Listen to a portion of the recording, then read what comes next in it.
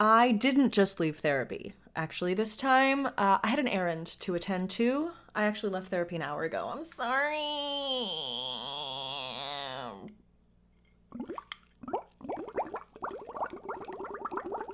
Oh!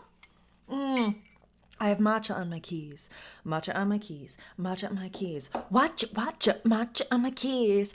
Cleopatra, coming at ya. Cleopatra, coming at ya. You kids are too young for that reference. Cleopatra coming at ya? Give me a clap if you were around for Cleopatra coming at ya. Okay, so I put on a real shirt today for you guys that I bought at a little vintage store. We'll call it a secondhand store, because what is even vintage anymore? Something from 2005 is considered vintage. Can we wrap our head around that for a second? An article of clothing from 2005 is now considered vintage.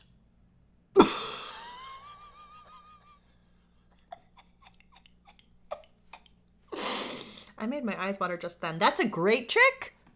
That's a great trick. I actually have an on-camera audition that I just got today, so maybe if I need to cry, I haven't read the script yet. If I need to cry, I'll just go...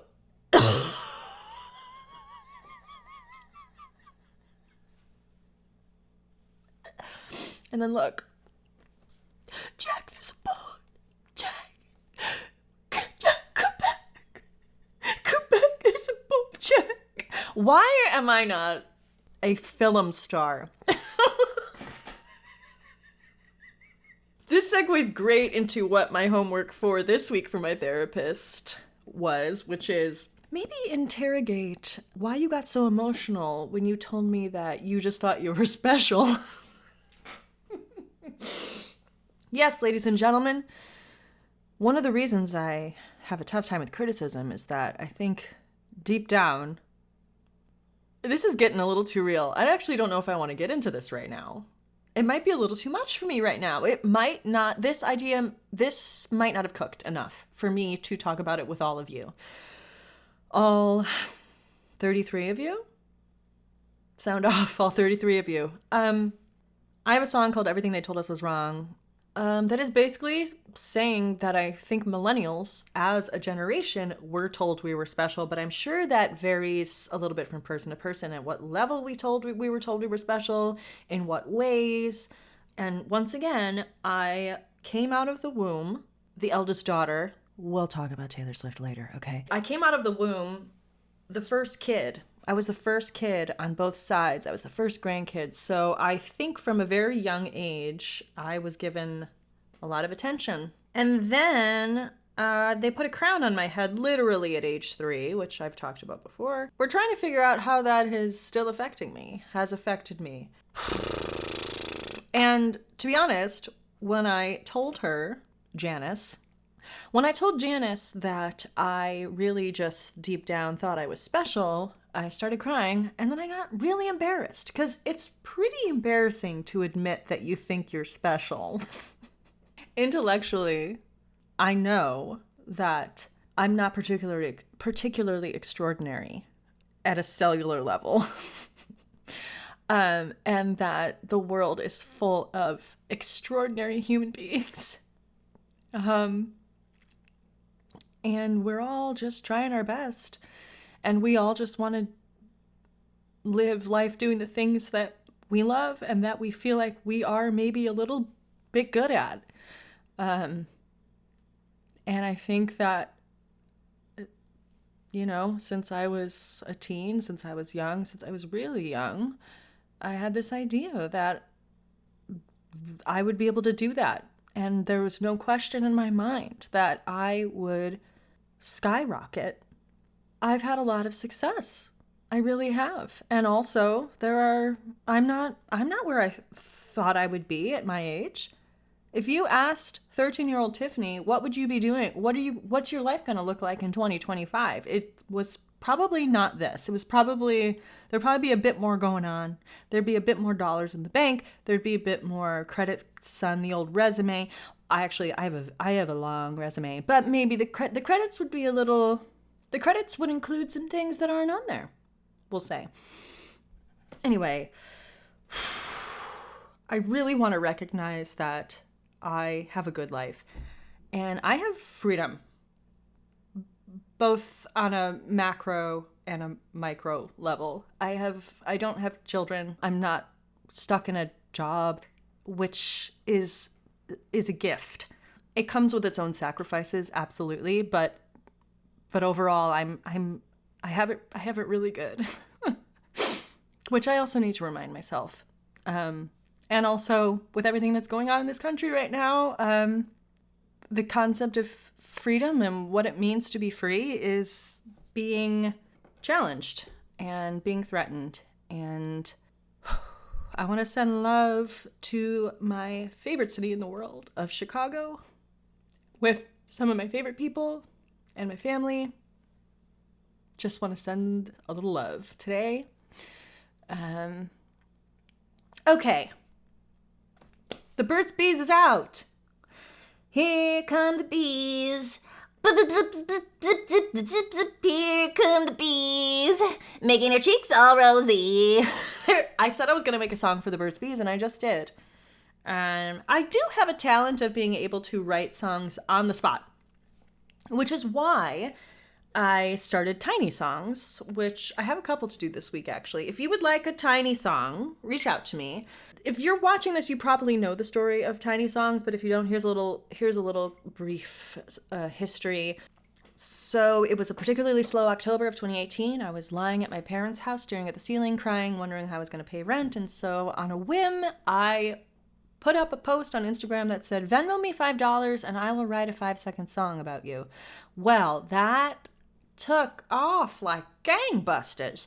I ended up making like $1,000 because some people were really generous and they would send 10, they would send 15, some people would send like $60. It was really nice. I did write like 150 Tiny Songs. It took me a little longer than I had hoped, but it was fun, and most importantly, it made people really happy, and I like that. I like making people smile. I should get into children's television. I should become not a Miss Rachel. I don't think I have that in me. But I could be like a Sherry Lewis, minus ventriloquism. I could see myself coming up with some sort of character and writing kids songs and having a little show. Maybe that's what this will turn into eventually. Is just a show for the young and young at heart. Welcome to Cleomatcha coming at ya. Matcha Mommy. Welcome to Matcha Mommy, where I talk about being a mommy and drinking matcha.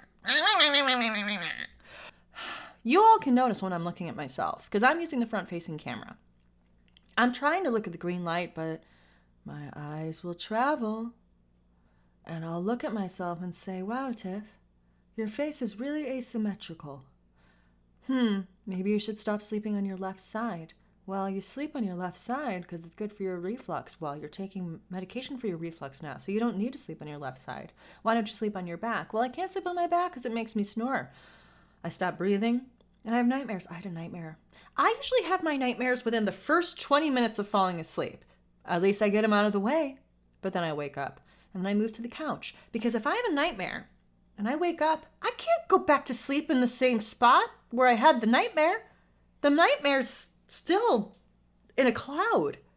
I had a hypnagogic hallucination after I woke up from the nightmare, you guys. I saw faces. I saw a face of maybe like an older man, and one side of his face started to droop, and then another face popped up, and another face popped up. It was fascinating.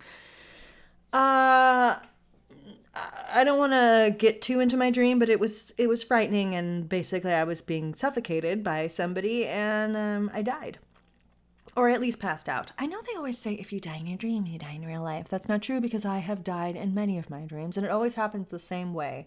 Well, not necessarily the same way in terms of the method by which I am killed or I die, but what happens is I can feel myself dying.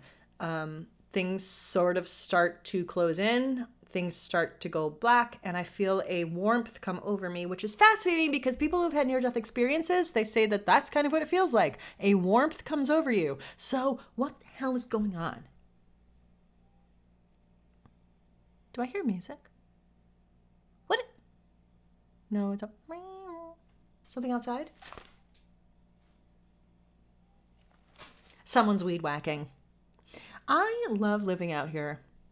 I live somewhere that is not New York City, and let me tell you, that is life-changing for me. Speaking of nightmares, the fact that I can just pull up to my home and I don't have to spend 15 minutes to an hour looking for parking, I don't have to think about where... Anyway, the fact that I can just park and not have to think about where to put my car, it frees up a whole section of my brain and my nervous system that I didn't know was possible. For 10 years almost. I had my car in New York and I was just always thinking about my car. Who hit my car? My car would just get hit all the time. Once it got broken into, they didn't do anything. They just smashed my window and rummaged through my CDs. And I was like, well, they left Carly Rae Jepsen. They didn't take anything. They didn't take anything at all. They just rummaged through my CDs. They probably went, ugh, no $100 bills in the glove compartment. I'm out. What were you even looking for, dude? Or dudette? Or duvet? A duvet? A duvet. Oh, got me dreaming about a driveway with a basketball hoop. They tell the world to leave us stop alone and they do. Wow. Looking at myself, looking at you. Looking at myself, looking at you. Looking at myself, looking at you. Oh, the shirt. Let me show off the whole shirt. It's a cute little, hey. It's adorable. I love buying secondhand. You know how many clothes? There are too many things on this planet. We've made too many things. If I start to think about all of the crap that is everywhere, I'll go like this. Got me dreaming about a driveway with the basketball. So I try my best with my tiny little life, my tiny little brain, my tiny little body to not add any more waste or contribute to the formation of any more waste for this planet. Do I think it makes a difference? No. Of course it doesn't. I am a speck of dust. But I'm going to do it anyway because the intention of care is there.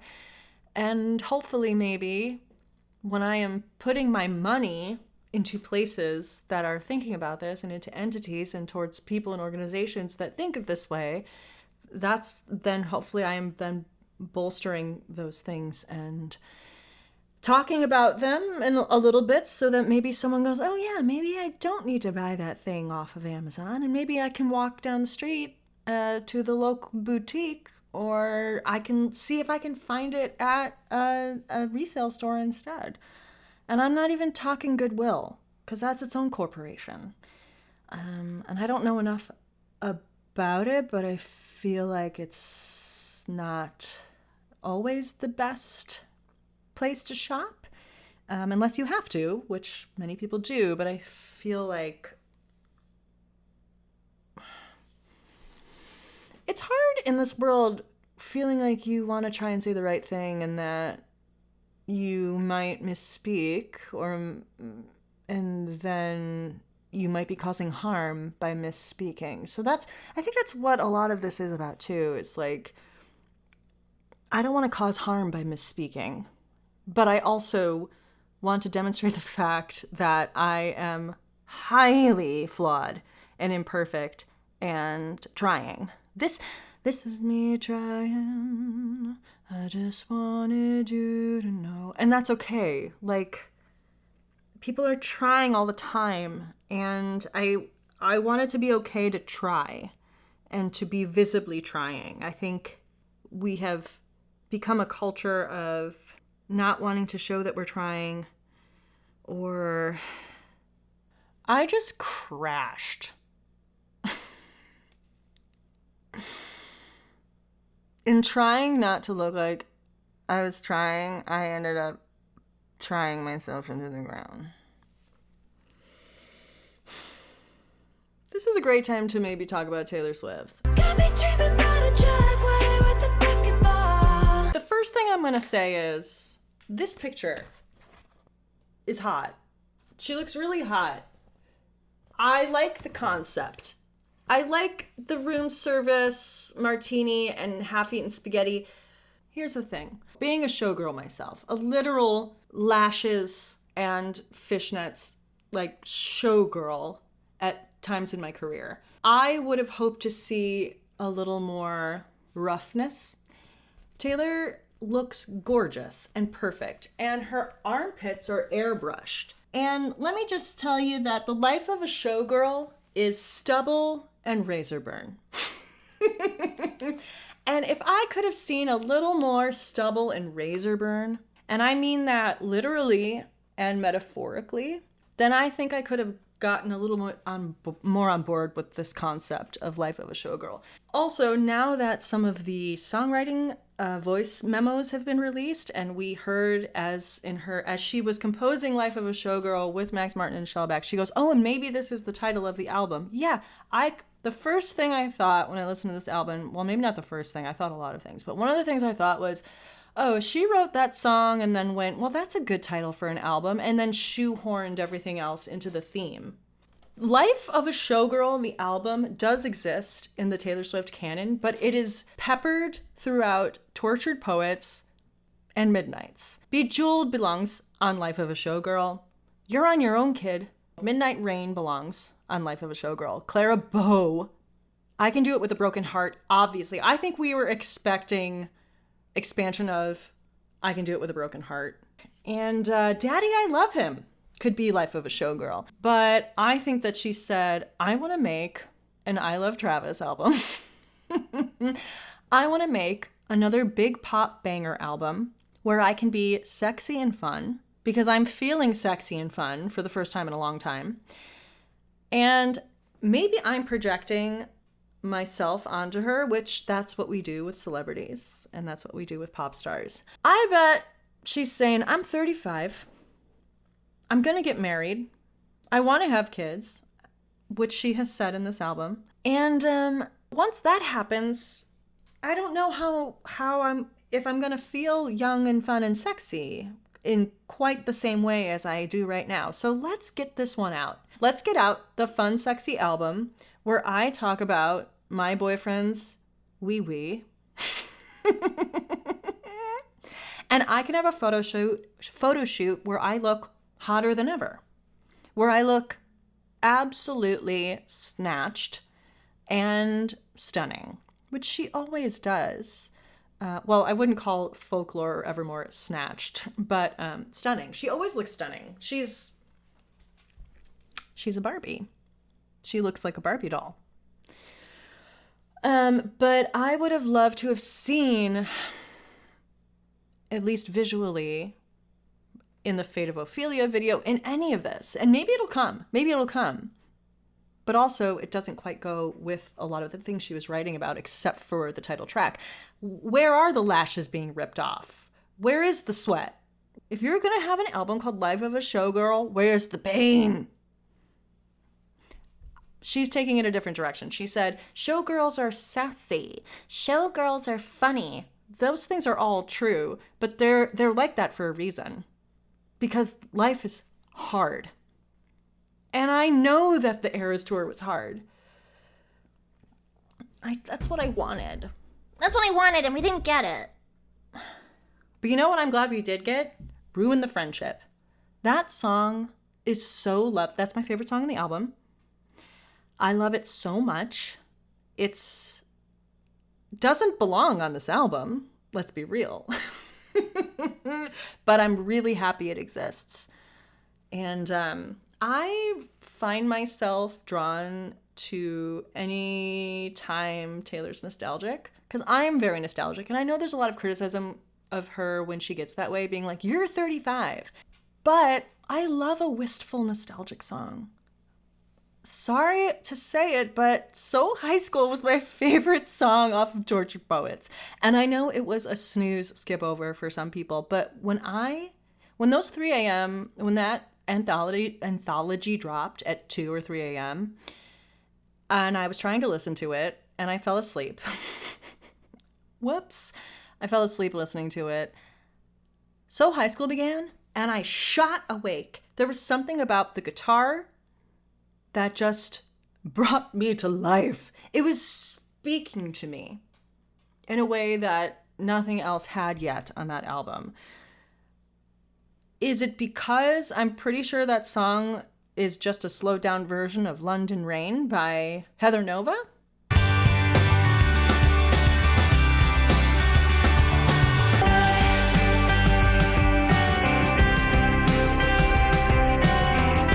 I never heard anyone talking about that. Has anyone talked about that? Life of a Showgirl is basically an EP. It's a Taylor Swift EP for me. Ruin the Friendship on repeat. I wake up every day with Wishlist in my head. My eyes open and I go, wow, coming to the better driveway. Am I going to rewrite that song? Absolutely. I'm also going to rewrite Eldest Daughter because I think that song is gorgeous and I cannot abide those lyrics. Look, I know what she was going for. I know what she's trying to say. She was trying to say that I can't keep up with the way people speak on the internet. When I put it on, it feels like I'm wearing a costume. And I understand that, and I feel the same way. And, what happened to sincerity? But in a track 5 Taylor song, which is always supposed to be the most devastating track, Ruin the Friendship should have been track 5. A track 5 and a sincere piano ballad, it just doesn't sing right.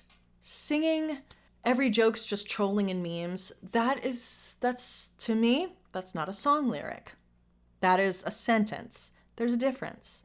It's hard to believe that the same woman who wrote, "How's one to know I'd meet you where the spirit meets the bones in a fate-forgotten land," wrote, "Everybody's so punk on the internet."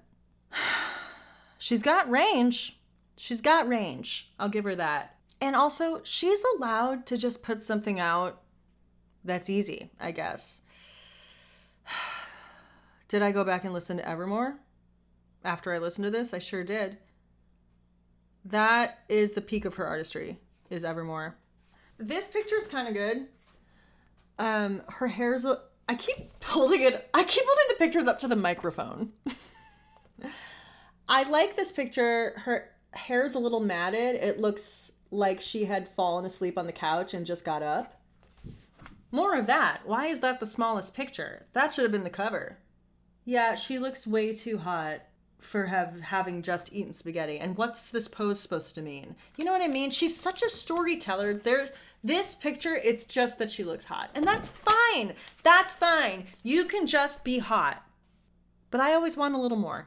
For someone who has such attention to detail and is so calculated, I would expect more. But also maybe she's like, I'm tired of that. That's, I guess, what Eldest Daughter is supposed to be about, is I'm tired of expectations and I want things to be easy.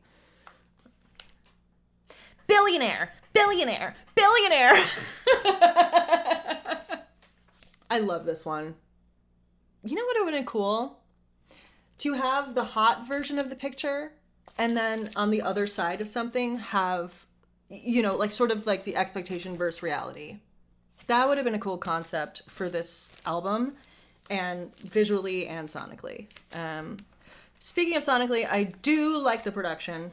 A lot of those sort of dry drums that have a little bit of distortion on it, which I feel like is popular these days. And of course, Taylor just kind of jumped on with that, and Max.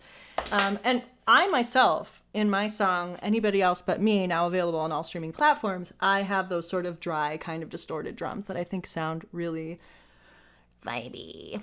I'm really into it. And that's kind of all over this record, and I'm into it. Yeah, I'm tired, you guys. Blue.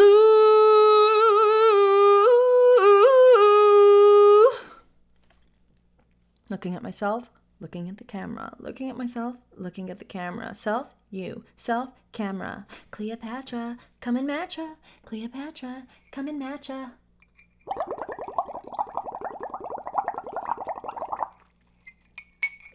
Bye.